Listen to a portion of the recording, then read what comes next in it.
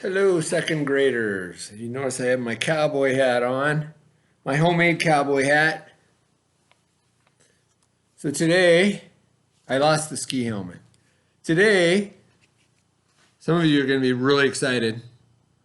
And I know you've heard me read this before.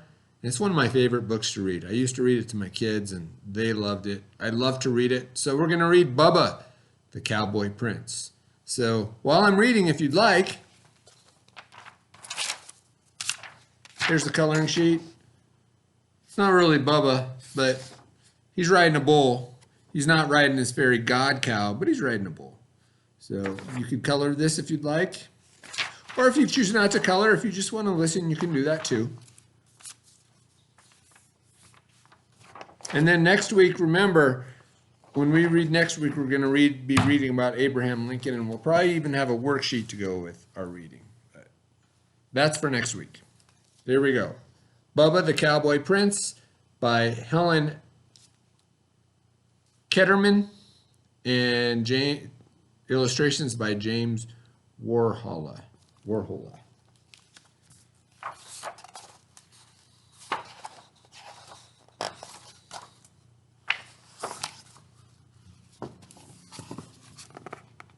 I'll show you this picture.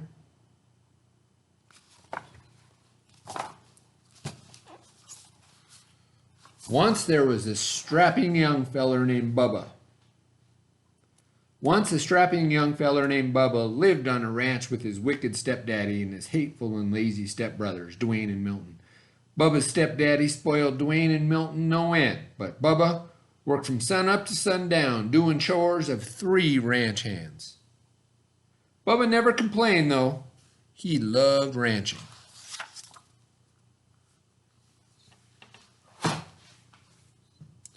Dwayne and Milton spent their days sitting on horseback, bossing Bubba around. "Get them doggies along there, Bubba," ordered Dwayne. "Yeah, and watch out for them cow patties," added Milton. "You know how Daddy hates for you to track up the house."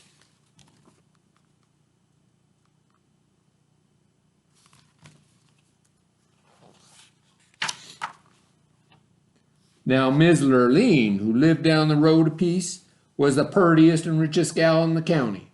She owned the biggest spread west of the Brazos, and she loved ranching too.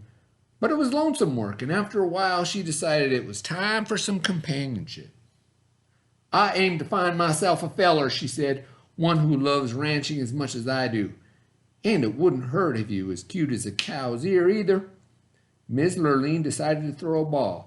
She sent invitations to all the ranchers in Texas.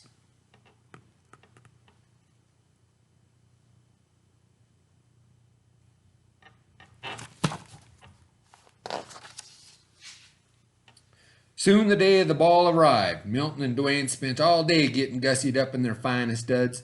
Bubba ran himself ragged, waiting on them. "Bubba!" shouted Dwayne. "Fetch my bolo tie!"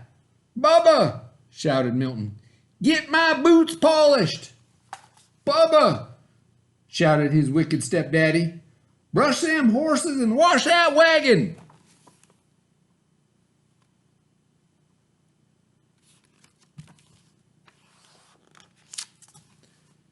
By the time Dwayne and Milton and their wicked daddy were ready to go, Bubba was exhausted. Still, as they climbed into the wagon, Bubba asked, "Can't you wait for me to get ready? I want to dance with Miss Lurleen too." Dwayne and Milton and their wicked daddy hooted and hollered. "Why, you're sorrier than the steer in the stockyard," said Dwayne. "Can you imagine Miss Lurleen dancing with the likes of you?" said Milton. "Miss Lurleen wouldn't even wipe the dirt clods off her boots with that raggedy shirt of yours, and you smell more like the cattle than the cattle do."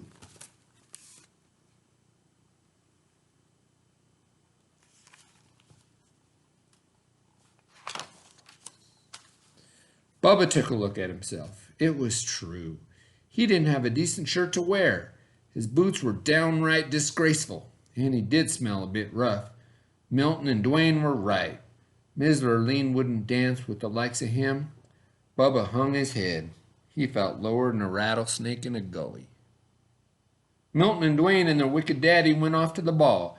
Bubba mounted his horse and headed for the pasture to check on the herd. The sky was getting darker than a black bowl at midnight.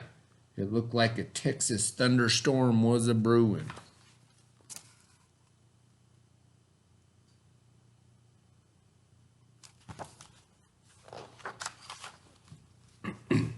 Bubba had just arrived at the cow pasture when a bolt of lightning struck, knocking him off his horse. Bubba was stunned for a moment, but when he picked himself up, he heard a voice. "Go to the ball, Bubba," said the voice. Bubba looked around. No one was there except for him and the cows.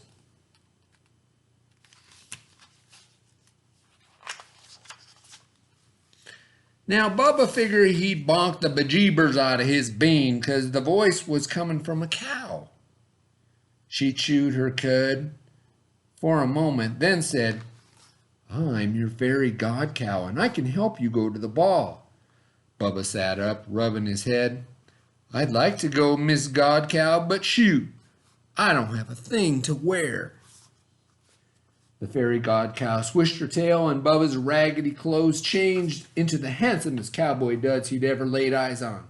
His jeans were crisp, his boots were shiny, his shirt was dazzling, and his Stetson was whiter than a new salt lick. "Why, I look downright purty," said Bubba.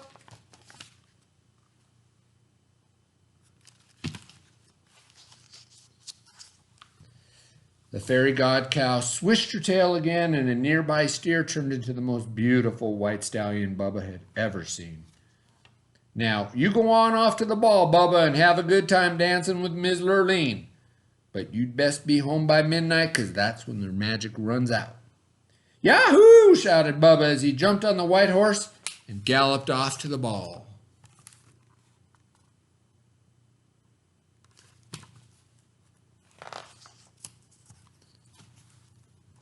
When Bubba arrived, the hoedown was in full swing. But every time Miss Lurleen finished a dance, she yawned. "There goes another $10 Stetson and a 5-cent head," she complained. "Where are all the real cowboys?" By the time it was Bubba's turn to dance with Miss Lurleen, it was almost midnight. As soon as she saw Bubba, Miss Lurleen's eyes lit up. "Why, you're cute as a cow's ear," she said. Bubba blushed. Then he took Miss Lurleen in his arms and started dancing. Dwayne and Milton turned purple with jealousy. "Who's that dude?" said Dwayne. "I don't recollect seeing him before, but he looks a mite familiar," said Milton.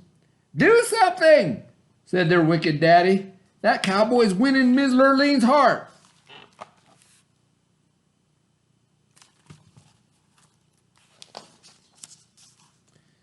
As it turned out, Milton and Dwayne didn't have to do a thing because Bubba and Miss Lurleen were in the middle of do-si-doing when the clock struck midnight. Suddenly, Bubba's fine duds turned into the dirty rags he usually wore around the ranch. He looked sorry, and he smelled worse. "What's that awful smell?" asked Milton. "What's Bubba?"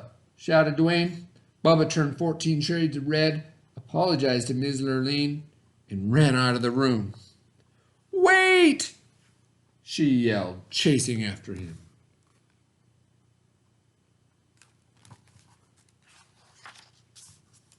But Bubba didn't wait. He jumped on his cow and lumbered off into the night. In the ruckus, he lost one of his dirty cowboy boots. Miss Lurleen clasped it in her arms. "This is the boot of a real cowboy and the man I want to marry, and I aim to find him."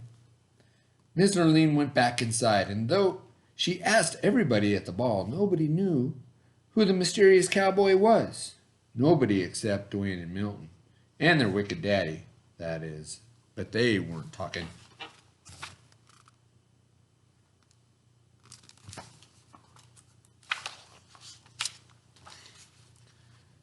The next day, Miss Lurleen went from ranch to ranch looking for the cowboy who owned the boot. When she came to Dwayne and Milton's ranch, both brothers tried the boot on, but it didn't fit.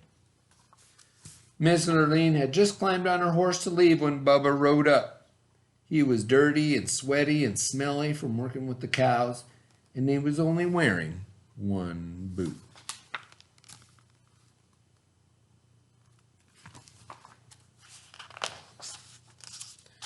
Miss Lurleen jumped off her horse and ran over to Bubba. "Try this on," she cried. Bubba took his dirty old boot and pulled it on. "Much obliged, ma'am," he said, blushing. It fit perfectly. "You're my Princeton cowboy boot," shouted Miss Lurleen. "I'd recognize that smell anywhere. Marry me, cowboy, and help me work my ranch." Dwayne and Milton and their wicked daddy threw chicken fits.